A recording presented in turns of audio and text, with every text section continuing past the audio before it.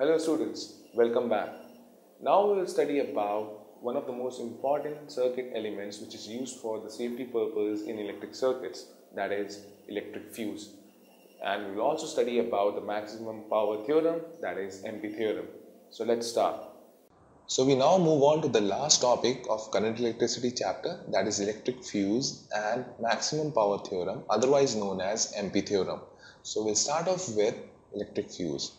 So electric fuse is basically a protective device which we have incorporated in our electrical circuits so as to safeguard our electrical appliances from getting damaged.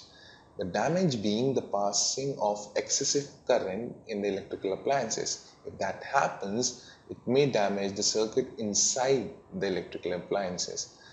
So what actually fuse does is, whenever there is a passing of heavy electrical current, the fuse melts and breaks the circuits and thereby saves the electrical appliances from getting destroyed. So the two properties which we require out of an electric fuse is high resistance and low melting point, such that whenever there is a chance of high current passing, due to high resistance of the fuse, there might be a chance that the current passing, the intensity of it will be reduced. Or if at all that's not the case, then the high current passing will melt the fuse and break the circuit. So normally a fuse is made up of alloy of 63% of tin and 37% of lead. So that's the composition of a typical fuse. Now, why do we use it? So we basically use it because it has high specific resistance, due to which it has high resistance. It is highly malleable, so through which we can make into any shape or size. It's not easily oxidized. For this reason itself, if it's easily oxidized, then it no longer behaves as a conductor. So we want this to behave as a conductor with high resistance and low melting point. Now, looking from a device perspective, that is, for a given V, that is the potential difference, power is proportional to current. And also, for the same case, power is inversely proportional to resistance.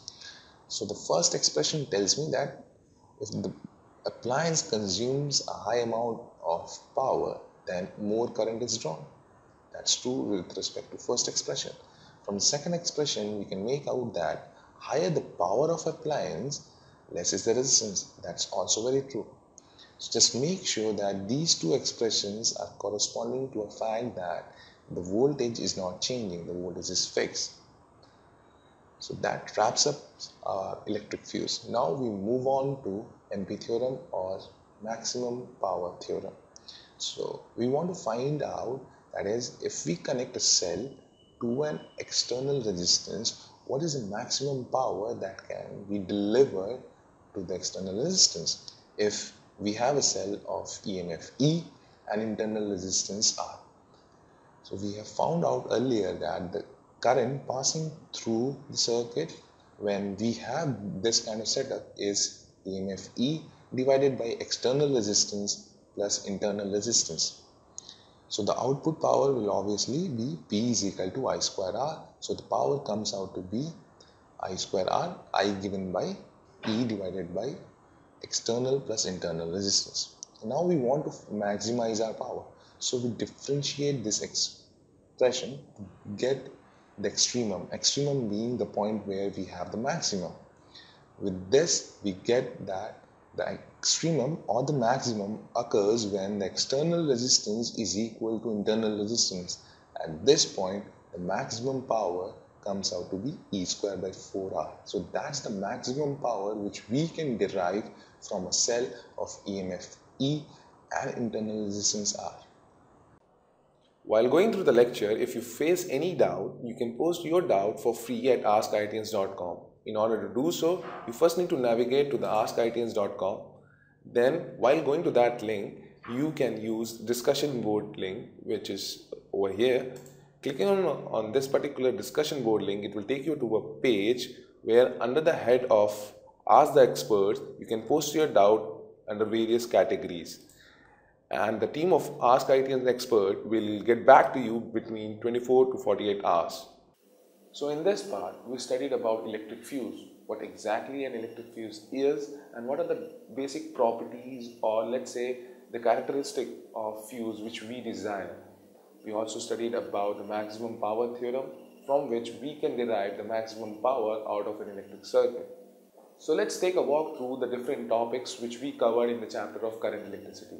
We started off with defining current electricity, then getting hold of the direction of electric current and the factors affecting the electric current. Then we moved on to what is a resistance and what is the different properties of conductor which affects the value of resistance. Then we shifted our attention to the different combinations of resistance available, that is series and parallel combination. Then we started learning about electromotive force, that is the power source which derives electric current in the electric circuit. Then we start off learning about the different combination of cells available in the circuit, again series and parallel combination. Then we started getting hold of the two laws given by the Kirchhoff, which helps us to solve all the complex circuits available in current electricity. We also studied about Wheatstone bridge, one of the most famous circuit in current electricity, and its practical application, that is meter bridge and potentiometer. We concluded off with the thermal effects of electric current, what is electric power, what is electric energy, the relationship between electric power and electric energy, and also studied about electric fuse and M.P.Theorem. I hope you guys got hold of the different concepts and the problems which we dealt with in this particular chapter. So stay tuned for more lectures on physics, chemistry, maths and biology at askIITians.com.